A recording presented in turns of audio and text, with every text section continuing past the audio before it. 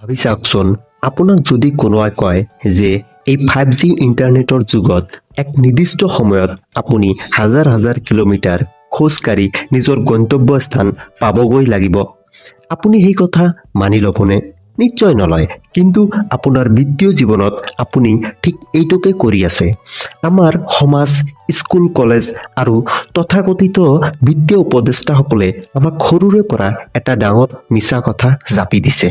ভালকৈ পঢ়া, 9 বজাৰ পৰা 5 বজালৈ চাকৰি কৰা আৰু পইচা সাঁচি মিউচুৱেল ফাণ্ড বা ফিক্সড ডিপজিটত ৰখা আৰু 65 বছৰ বয়সতকৈ কোটিপতি হোৱা। কিন্তু এবাৰ গভীৰভাৱে চিন্তা কৰক, যেতিয়া আপোনাৰ বয়স 70 বছৰ হ'ব, শৰীৰ দুৰ্বল হ'ব আৰু খোজ কাঢ়িবলৈ লাঠিৰ প্ৰয়োজন হ'ব, তেতিয়া হাতত কোটি টকা থাকিলেও আপুনি জীৱনৰ প্ৰকৃত সোৱাদ ল'ব পাৰিবনে? লেখকে ইয়াক হুইল চেয়াৰত বহি ধনী হোৱা বুলি কৈছে, অৰ্থাৎ wealth in a wheelchair. যদি আপুনি ডেকা বয়সতে জীৱন উপভোগ কৰিব পৰা সময়তে প্ৰচুৰ ধন আৰু প্ৰকৃত স্বাধীনতা লাভ কৰিব খোজে, তেন্তে আপোনাক লাগিব দ্য মিলিনিয়াৰ ফাষ্ট লেন। আৰু আপুনি যদি দ্য মিলিনিয়াৰ ফাষ্ট লেনৰ এই বাস্তৱতা বুজি সম্পদৰ চিক্ৰেট কোডটো আনলক কৰিব বিচাৰে, তেনেহ'লে এই অডিঅ' বুকটো শেষলৈকে শুনিব। ই আপোনাৰ সম্পদৰ প্ৰতি থকা দৃষ্টিভংগী চেঞ্জ কৰি দিব। নমস্কাৰ বন্ধুসকল, আজি আমি আলোচনা কৰিবলৈ ওলাইছোঁ এম.জে. ডেমাৰ্ক দেৱৰ বিশ্ববিখ্যাত বিত্তীয় গ্ৰন্থ the millionaire fast lane, crack the code to wealth and live rich for lifetime. পৰম্পৰাগত বিত্তীয় কিতাপবোৰৰ দৰে এই কিতাপখনে কেৱল যোগাত্মক চিন্তা কৰক বা কফি খোৱা, পইচা বচাই কৃপণতাৰে জীৱন কটাওক বুলি ফহিয়াই উপদেশ নিদিয়ে, বৰঞ্চ ই এক নিখুঁত গাণিতিক আৰু মানসিক সূত্ৰ প্ৰদান কৰে, যাৰ সহায়ত যিকোনো সাধাৰণ মানুহে কম সময়তে আৰ্থিকভাৱে স্বাৱলম্বী হৈ নিজৰ জীৱন নিজৰ চৰ্তত জীয়াই থাকিব পাৰে। আহক এতিয়া আমি কিতাপখনৰ আটাইকেইটা ভাগ আৰু প্ৰতিটো অধ্যায়ৰ বিতং সাৰাংশ অতি সহজ ভাষাত বুজিবলৈ চেষ্টা কৰোঁ। প্ৰথম ভাগ, হুইল চেয়াৰত বহি ধনী হোৱা, অৰ্থাৎ wealth in a wheelchair. সমাজ আৰু তথাকথিত বিত্তীয় গুৰুসকলে আমাক এক ডাঙৰ প্ৰবঞ্চনাৰ জালত আবদ্ধ কৰি ৰাখিছে। তেওঁলোকে আমাক শিকায় যে আজি নিজৰ ডেকা বয়সৰ সুখ আৰু সপোন বিসৰ্জন দি কৃপণতাৰে পইচা সাঁচিলে বৃদ্ধ বয়সত সুখ পোৱা যাব। লেখকে কয় যে এই লাহে লাহে ধনী হোৱা পদ্ধতিটো এটা সম্পূৰ্ণ লোকচানৰ খেল, য'ত আপোনাৰ আটাইতকৈ মূল্যৱান সম্পদ অৰ্থাৎ সময়খিনিক বাজি লগোৱা হয়। অধ্যায় 2, মই কেনেকৈ লাহে লাহে ধনী হোৱা পদ্ধতিক প্ৰত্যাখ্যান কৰিলোঁ, হাউ আই স্ক্ৰিউড গেট ৰিচ শ্ল'। ইয়াত লেখকে নিজৰ জীৱনৰ সংগ্ৰামৰ কাহিনী কৈছে। ডেকা কালত তেওঁ অতি দৰিদ্ৰ আছিল, মাকৰ সৈতে এটা সৰু কোঠাত থাকি চাকৰি কৰিছিল। কিন্তু এদিনাখন তেওঁ এজন অতি কম বয়সীয়া ডেকাক এখন দামী লেম্বৰগিনি গাড়ী চলাই থকা দেখিলে। লেখকে তেওঁক সুধিলে, আপুনি কি কৰে? ডেকাজনে ক'লে, মই এজন এণ্টাৰপ্ৰিনিয়ৰ। সেই 90 ছেকেণ্ডৰ ঘটনাই লেখকৰ জীৱন সলাই পেলালে। তেওঁ বুজি পালে যে ধনী হ'বলৈ কোনো চেলিব্ৰিটি বা ক্ৰীড়াবিদ হোৱাৰ প্ৰয়োজন নাই। চাকৰি নকৰাকৈও কম বয়সতে ধনী হ'ব পাৰি। দ্বিতীয় ভাগ, ধনী হোৱাটো এটা পথ নহয়, যাত্ৰাহে। Wealth is not a road but a road trip. অধ্যায় 3, সম্পদৰ অভিমুখে পদযাত্ৰা, the road trip to wealth. ধনী হোৱাটো কোনো এটা আকস্মিক ঘটনা নহয়, ই এটা দীৰ্ঘদিনীয়া পৰিকল্পিত প্ৰক্ৰিয়া। মানুহে কেৱল কাৰোবাৰ কোটি কোটি টকাৰ ব্যৱসায় বা হঠাৎ চেলিব্ৰিটি হোৱাৰ ঘটনাটোহে দেখে, কিন্তু তাৰ অন্তৰালত থকা বছৰ বছৰ ধৰি কৰা কষ্ট আৰু প্ৰক্ৰিয়াটো নেদেখে। প্ৰক্ৰিয়া অবিহনে কোনো ধনাত্মক ঘটনা ঘটিব নোৱাৰে। অধ্যায় 4, সম্পদৰ মানচিত্ৰসমূহ। এই যাত্ৰাত সফল হ'বলৈ আপোনাক এক আৰ্থিক মানসিকতা বা মানচিত্ৰৰ প্ৰয়োজন। মানুহৰ জীৱন চলোৱাৰ মূলতঃ 3খন আৰ্থিক মানচিত্ৰ থাকে, ছাইডৱাক, শ্ল' লেন আৰু ফাষ্ট লেন। আপুনি বৰ্তমান কোনখন মানচিত্ৰ ব্যৱহাৰ কৰিছে তাৰ ওপৰতে আপোনাৰ ভৱিষ্যত নিৰ্ভৰ কৰিব।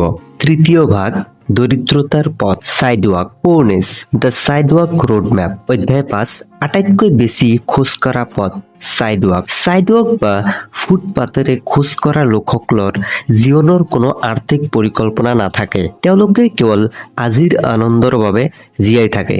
তেওঁলোকৰ সম্পদৰ গাণিতিক সূত্ৰ হ'ল সম্পদ ইজ ইকুৱেল টু উপাৰ্জন প্লাছ ঋণ। তেওঁলোকে দৰমহা পোৱাৰ লগে লগে বা ক্ৰেডিট কাৰ্ড ব্যৱহাৰ কৰি দামী মোবাইল বা ব্ৰেণ্ডেড কাপোৰ কিনি কেৱল ধনী হোৱাৰ ভাও জোৰে। তেওঁলোক সদায় দেউলীয়া হোৱাৰ এক খোজ দূৰত থাকে। অধ্যায় 6, আপোনাৰ সম্পদ বিষাক্ত হৈ পৰিছে নেকি? Has your wealth been toxified? সমাজে আমাক শিকাইছে যে দামী গাড়ী আৰু ডাঙৰ অট্টালিকা মানেই সম্পদ, কিন্তু লেখকে কয় প্ৰকৃত সম্পদৰ তিনিটা মূল স্তম্ভ হ'ল পৰিয়াল বা সম্পৰ্ক, স্বাস্থ্য আৰু স্বাধীনতা। যেতিয়া আপুনি লোকক দেখুৱাবলৈ গৈ ধাৰে ঋণে দামী বস্তু কিনে, তেতিয়া আপোনাৰ স্বাধীনতা হেৰাই যায় আৰু আপোনাৰ সম্পদ বিষাক্ত হৈ পৰে। অধ্যায় 7, পইচাৰ অপব্যৱহাৰ কৰিলে পইচাইও আপোনাক দাস বনাব। মিছইউজ মানি এণ্ড মানি উইল মিছইউজ ইউ। পইচাৰে সুখ কিনিব নোৱাৰি, এইষাৰ কথা তেওঁলোকেই কয় যিসকলে জীৱনত পইচা ব্যৱহাৰ কৰিব নাজানে। পইচাৰে পোনপটীয়াকৈ সুখ কিনিব নোৱাৰিলেও ইয়াৰ দ্বাৰা আপুনি নিজৰ স্বাধীনতা কিনিব পাৰে। কিন্তু যদি আপুনি পইচাৰ অপব্যৱহাৰ কৰে তেন্তে আপুনি আধুনিক যুগৰ দাসত্ব অৰ্থাৎ ৰেট ৰেচত আবদ্ধ হৈ পৰিব। অধ্যায় 8, ভাগ্যৰ ভৰসাত থকা লোকসকল। লাকি বাষ্টাৰ্ডছ প্লে দ্য গেম। চাইডৱাকাৰ সকলে ভাবে যে ধনী মানুহবোৰ কেৱল ভাগ্যৰ বাবেহে ধনী হৈছে, কিন্তু লেখকে বুজাইছে যে প্ৰকৃত ভাগ্য কৰ্ম আৰু প্ৰক্ৰিয়াৰ পৰা সৃষ্টি হয়। লটাৰী টিকট বা জুৱা খেলটো কোনো আৰ্থিক পৰিকল্পনা হ'ব নোৱাৰে। আপুনি যেতিয়া কাম কৰিব তেতিয়াহে আপোনাৰ সফল হোৱাৰ সম্ভাৱনা বাঢ়িব। অধ্যায় 9, সম্পদ গঢ়িবলৈ জবাবদিহিতাক আঁকোৱালি লওক। Wealth demand accountability. আপুনি যদি নিজৰ আৰ্থিক দুৰৱস্থাৰ বাবে চৰকাৰ, মালিক বা অৰ্থনৈতিক দোষ দি থাকে তেন্তে আপুনি এজন ভুক্তভোগী। যেতিয়ালৈকে আপুনি নিজৰ ভুল সিদ্ধান্তবোৰৰ দায়িত্ব নিজে নলয় তেতিয়ালৈকে আপোনাৰ আৰ্থিক অৱস্থা উন্নত হ'ব নোৱাৰে। চতুৰ্থ ভাগ, মধ্যবিত্তৰ পথ। স্লোলেন, দ্য স্লোলেন ৰোড মেপ। অধ্যায় 10, আপোনালৈ গতাই দিয়া ডাঙৰ মিছা কথাটো হ'ল স্লোলেন। স্লোলেন হ'ল মধ্যবিত্ত লোকৰ সচৰাচৰ ব্যৱহৃত পথ। ইয়াত মানুহে বৰ্তমানৰ সুখ ত্যাগ কৰি ভৱিষ্যতৰ সুন্দৰ সপোন দেখে। ইয়াৰ গাণিতিক সূত্ৰ হ'ল সম্পদ ইজ ইকুৱেল টু চাকৰি প্লাছ বজাৰৰ নিয়োগ। সেয়া মিউচুৱেল ফাণ্ডছ বা ষ্টক হ'ব পাৰে। এই পথটো অতি লেহেমীয়া আৰু ইয়াৰ সফলতা সম্পূৰ্ণৰূপে বজাৰৰ উঠানমাৰ ওপৰত নিৰ্ভৰ কৰে। অধ্যায় 11, জীৱনৰ অপৰাধমূলক বাণিজ্য। চাকৰি, the criminal trade your job. লেখকে অতি স্পষ্টকৈ কৈছে যে চাকৰিয়ে আপোনাৰ স্বাধীনতা কাঢ়ি লয়। চাকৰি কৰা মানেই হ'ল আপুনি আপোনাৰ জীৱনৰ 6টা অমূল্য দিন সোমবাৰৰ পৰা শনিবাৰলৈ মাত্ৰ এক দিনৰ ছুটিৰ বাবে অৰ্থাৎ দেওবাৰৰ বাবে বিক্ৰী কৰিছে। ইয়াত আপোনাৰ উপাৰ্জনৰ ওপৰত আপোনাৰ কোনো নিয়ন্ত্ৰণ নাথাকে। অধ্যায় 12, স্লোলেন। আপুনি কিয় ধনৱন্ত হ'ব পৰা নাই? Why you are not rich? স্লোলেনত সম্পদ বৃদ্ধিৰ গতি অতি সীমিত। আপোনাৰ দিনটোত মাত্ৰ 24 ঘণ্টাহে সময় আছে আৰু আপোনাৰ দৰমহাৰ এটা সৰ্বোচ্চ সীমা আছে। যিহেতু আপুনি গণিতৰ এই সীমিত সংখ্যাক সলনি কৰিব নোৱাৰে, সেয়েহে এই পদ্ধতিৰ দ্ৰুত গতিত আৰ্থিক স্বাধীনতা লাভ কৰা অসম্ভৱ। অধ্যায় 13, এক নিষ্ফল যুঁজ। শিক্ষা, দ্য ফিউটাইল ফাইট এডুকেশ্যন। স্লোলেনৰ মানুহে ভাবে যে কেৱল ডাঙৰ আৰু বেছি ডিগ্ৰী যেনে MBA, PhD আদি ল'লেই ধনী হ'ব পাৰি, কিন্তু প্ৰায়ে এই ডিগ্ৰীসমূহে মানুহক ডাঙৰ শিক্ষা ঋণৰ অৰ্থাৎ ষ্টুডেণ্ট লোন বোজাহে জাপি দিয়ে। এই শিক্ষাই আপোনাক কেৱল এজন উন্নত মানৰ কৰ্মচাৰী হ'বলৈহে শিকায়, মালিক হ'বলৈ নহয়। অধ্যায় 14, বিত্তীয় গুৰুসকলৰ ভণ্ডামি। The hypocrisy of the gurus. আপোনাক যিবোৰ বিত্তীয় গুৰুৱে মিউচুৱেল ফাণ্ড বা পইচা বচাবলৈ উপদেশ দিয়ে তেওঁলোক নিজে কিন্তু সেই উপদেশেৰে ধনী হোৱা নাই। তেওঁলোকে ধনী হৈছে তেওঁলোকৰ কিতাপ, VIP চেমিনাৰ আৰু TV শ্ব' বিক্ৰী কৰি, অৰ্থাৎ ফাৰ্ষ্টলেন ব্যৱসায়ৰ জৰিয়তে। অধ্যায় 15, স্লোলেনৰ বিজয়, এক আশাৰ জোৱা। Slow lane victory, a gamble of hope. যদি আপুনি স্লোলেনত জয়ী হ'ব খোজে তেন্তে আপুনি 40ৰ পৰা 50 বছৰ ধৰি কঠোৰ সংগ্ৰাম কৰিব লাগিব আৰু আশা কৰিব লাগিব যে আপুনি 60 বছৰ বয়সলৈকে সুস্থ শৰীৰে জীয়াই থাকিব আৰু শ্বেয়াৰ বজাৰ ক্ৰেছ নহ'ব। ই সম্পূৰ্ণ আশাৰ ওপৰত কৰা এক বিত্তীয় জুৱা। পঞ্চম ভাগ প্ৰচুৰ সম্পদৰ পথ ফাষ্টলেণ্ড। অধ্যায় 16 সম্পদৰ চমু পথ ফাষ্টলেণ্ড। ফাষ্টলেণ্ড হ'ল ব্যৱসায় আৰু এণ্টাৰপ্ৰিনিয়ৰশ্বিপৰ পথ। ইয়াৰ ব্যৱসায়িক প্ৰণালী এনেকুৱা য'ত উপাৰ্জনৰ কোনো সৰ্বোচ্চ সীমা নাথাকে। ইয়াত আপুনি কম সময়ৰ ভিতৰতে অৰ্থাৎ 5 পৰা 10 বছৰত প্ৰচুৰ সম্পদ কৰিব পাৰে। অধ্যায় 17 দল সলনি কৰক আৰু খেলৰ নিয়মাৱলী বুজক। Switch teams and playbooks. যদি আপুনি ধনৱন্ত হ'ব খোজে তেন্তে গ্ৰাহক বা উপভোক্তাৰ দল এৰি উৎপাদক বা প্ৰডিউচাৰৰ দললৈ আহিব লাগিব। বস্তু কিনাৰ সলনি বস্তু বিক্ৰী কৰিবলৈ শিকক। চাকৰি বিচৰা সলনি চাকৰি সৃষ্টি কৰক। অধ্যায় 18 ধনৱন্ত মানুহ সঁচাকৈ কেনেকৈ ধনৱন্ত হয়। How the rich really get rich. ধনৱন্ত মানুহে নিজৰ কোম্পানীৰ সম্পত্তি বা শ্বেয়াৰৰ মূল্য বৃদ্ধি কৰিহে ধনী হয়। কেৱল মাহেকীয়া দৰমহাৰে নহয়, তেওঁলোকে এনে সম্পদ সৃষ্টি কৰে যাৰ মূল্য বজাৰত লাখ লাখ টকালৈ বৃদ্ধি পাব পাৰে। অধ্যায় 19 সম্পদক সময়ৰ পৰা মুক্ত কৰক। ফাষ্টলেণ্ড ব্যৱসায়ৰ মূল লক্ষ্য হ'ল সময়ৰ বন্ধনৰ পৰা উপাৰ্জনক মুক্ত কৰা। আপুনি শাৰীৰিকভাৱে কাম নকৰিলেও যাতে আপোনাৰ ব্যৱহাৰিক প্ৰণালী বা ছিষ্টেমে আপোনাৰ বাবে পইচা ঘটি থাকে তেনে এক স্বয়ংক্ৰিয় ব্যৱস্থা কৰিব লাগিব। অধ্যায় 20 আপোনাৰ স্বাধীনতা সংগ্ৰামী বাহিনী নিয়োগ কৰক। Recruit your army of freedom fighters. পইচাক আপোনাৰ দাস বনাব লাগিব। প্ৰতিটো সংৰক্ষিত টকা হৈছে আপোনাৰ একোজন সৈন্য, যিয়ে আপোনাৰ বাবে 24 ঘণ্টাই কাম কৰিব আৰু আপোনাক অধিক পইচা আনি দিব। অধ্যায় 21 সম্পদৰ প্ৰকৃত নিয়ম the real law of wealth. লেখকে ইয়াক ল অফ ইফেকশ্যন বুলি কৈছে। আপুনি যিমান বেছি মানুহৰ জীৱন স্পৰ্শ কৰিব বা তেওঁলোকৰ সমস্যা সমাধান কৰিব, আপুনি সিমান বেছি ধনী হ'ব। যদি আপুনি লাখ লাখ মানুহক সহায় কৰে তেন্তে আপুনি লাখ লাখ টকা লাভ কৰিব। ষষ্ঠ ভাগ আপোনাৰ বাহনখন আপুনি নিজে। অধ্যায় 22 প্ৰথমে নিজৰ মালিক হওক।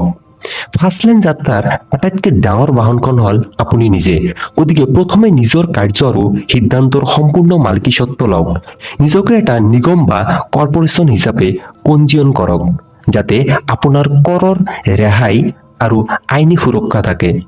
অধ্যায় 23 জীৱনৰ steering wheel lives steering wheel. আপোনাৰ জীৱনৰ ষ্টিয়াৰিং হুইলখন হৈছে আপোনাৰ সিদ্ধান্ত বা পছন্দ। আপুনি আজি যি আৰ্থিক অৱস্থাত আছে সেয়া আপোনাৰ অতীতৰ সৰু বৰ সিদ্ধান্তৰেই ফল।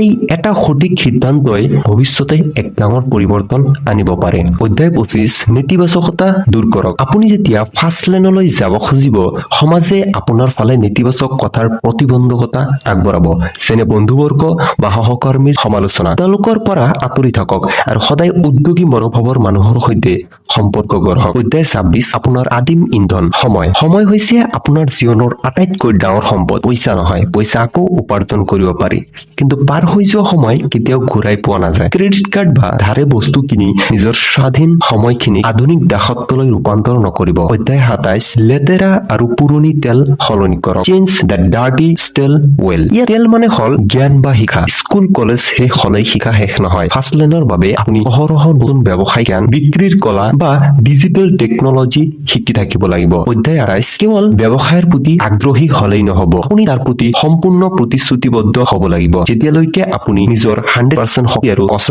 প্ৰয়োগ নকৰে তেতিয়ালৈকে ব্যৱসায়িক সফলতা নাহে। বিফলতাহে সফলতাৰ একমাত্ৰ প্ৰক্ৰিয়া।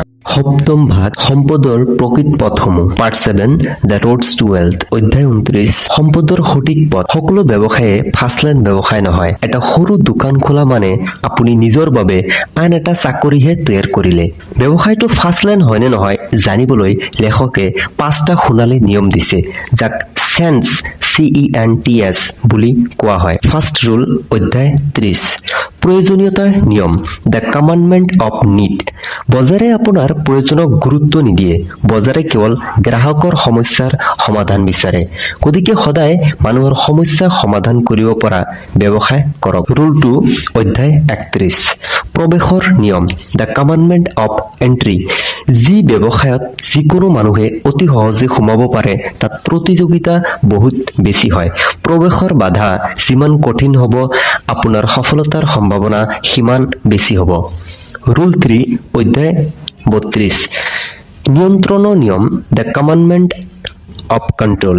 আপোনাৰ ব্যৱসায়ৰ ওপৰত সম্পূৰ্ণ নিয়ন্ত্ৰণ কেৱল আপোনাৰ থাকিব লাগিব। যদি আপুনি আন কাৰোবাৰ ফ্ৰেঞ্চাইজি চলাইছে বা থাৰ্ড পাৰ্টি প্লেটফৰ্মত নিৰ্ভৰ কৰিছে, তেন্তে আপোনাৰ ব্যৱসায় যিকোনো সময়তে বন্ধ হৈ যাব পাৰে। ৰুল 4 অধ্যায় 33 পৰিসৰ বা স্কেলৰ নিয়ম। The commandment of scale.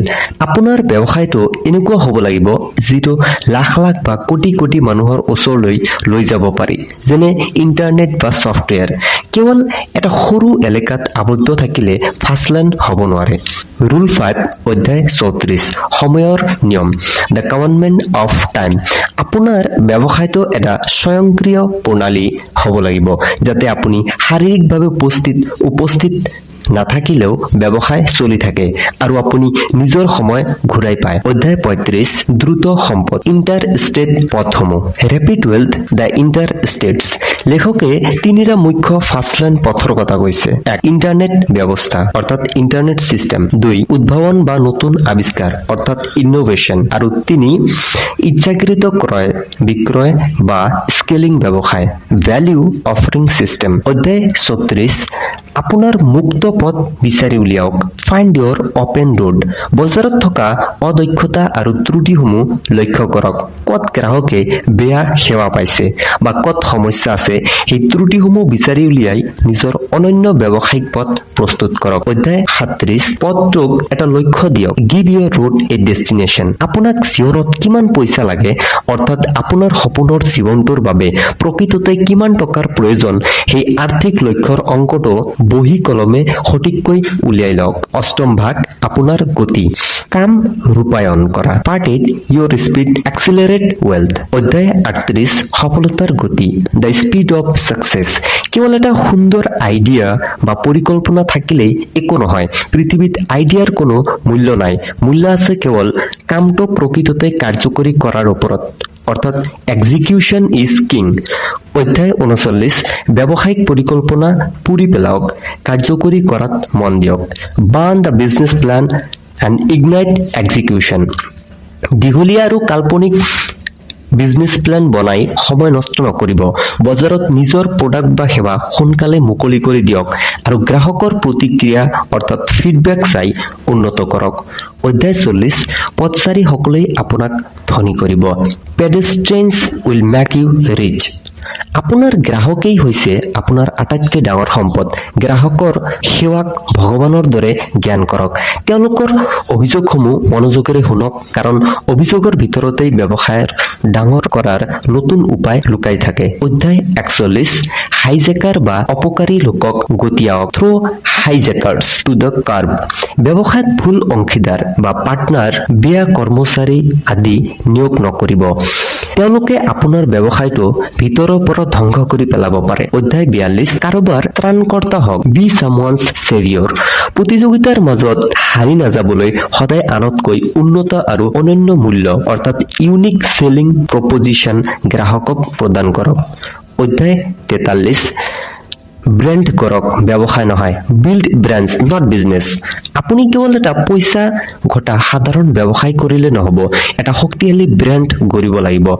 ব্ৰেণ্ডৰ প্ৰতি মানুহৰ এক আৱেগিক সম্পৰ্ক থাকে আৰু ব্ৰেণ্ডেহে দীৰ্ঘদিন ধৰি বজাৰ শাসন কৰে। অধ্যায় 44 চুজ মনোগেমি অভাৰ পলিগেমি। একেলগে 10টা ব্যৱসায়ত হাত দি সময় নষ্ট নকৰিব। এটা সময়ত মাত্ৰ এটা মুখ্য ব্যৱসায়তে নিজৰ সম্পূৰ্ণ শক্তি আৰু ফকাছ ৰাখক আৰু তাক সফল কৰি তোলক। অধ্যায় 45 সকলো একগোট কৰক। Put it together. Supercharge your wealth plan. এই শেষ অধ্যায়ত লেখকে গোটেই কিতাপখনৰ 40টা সোণালী নিয়ম একগোট কৰি এটা ফাষ্টলেণ্ড ছুপাৰ চাৰ্জাৰ ব্লুপ্ৰিণ্ট দিছে, যিয়ে আপোনাক আজিয়েই গ্ৰাহকৰ পৰা উৎপাদকলৈ ৰূপান্তৰিত কৰিবলৈ আৰু নিজৰ ফাষ্টলেণ্ড যাত্ৰা আৰম্ভ কৰিবলৈ অন্তিমটো উৎসাহ আগবঢ়ায়। তো বন্ধুসকল, দ্য মিলিনিয়াৰ ফাষ্টলেণ্ড কিতাপখনৰ এই আমূল পৰিৱৰ্তনকাৰী সাৰাংশৰ পৰা আমি এইটোৱে শিকিবলৈ পালো যে জীৱনটোৰ আটাইতকৈ সুন্দৰ ডেকা বয়সৰ সময়খিনি এটা 9ৰ পৰা 5 বজালৈ চাকৰিত আবদ্ধ কৰি বৃদ্ধ বয়সৰ সুখৰ বাবে অপেক্ষা কৰাটো আটাইতকৈ ডাঙৰ বিত্তীয় ভুল। কাইলৈ কি হ'ব কোনেও নাজানে। গতিকে আজিয়েই উপভোক্তাৰ মানসিকতা এৰি এজন উৎপাদক বা প্ৰডিউচাৰ হওক, সমাজৰ সমস্যা সমাধান কৰিব পৰা এক স্বয়ংক্ৰিয় ব্যৱসায়িক প্ৰণালী গঢ়ক। লেহেমীয়া পথ অৰ্থাৎ স্লো লেন এৰি ধনৱন্ত হোৱাৰ দ্ৰুত পথ অৰ্থাৎ ফাষ্ট লেনত নিজৰ গাড়ীখন তুলি লওক। আজিৰ এই অডিঅ' বুক মাষ্টাৰ ক্লাছটো শুনি আপোনাৰ কেনে লাগিল? আপোনাৰ চিন্তাধাৰাত অলপ হ'লেও পৰিৱৰ্তন আহিছে বুলি ভাবেনে? তলত কমেণ্ট বক্সত নিশ্চয় জনাব। যদি অলপ হ'লেও বিত্তীয় জ্ঞান লাভ কৰিছে এই অডিঅ' বুকটোৰ পৰা, তেন্তে আপোনাৰ আপোনজনৰ সৈতে ইয়াক শ্বেয়াৰ কৰক। আৰু এনেকুৱা আৰু বহুতো লাইফ চেঞ্জিং বিশ্ববিখ্যাত কিতাপৰ সাৰাংশ অতি সহজ আৰু স্পষ্ট অসমীয়া ভাষাত শুনিবলৈ আমাৰ চেনেলৰ সৈতে সংযুক্ত হৈ থাকক। ধন্যবাদ। আপোনাৰ ফাৰ্ষ্ট লেন আৰ্থিক স্বাধীনতাৰ যাত্ৰা শুভ হওক।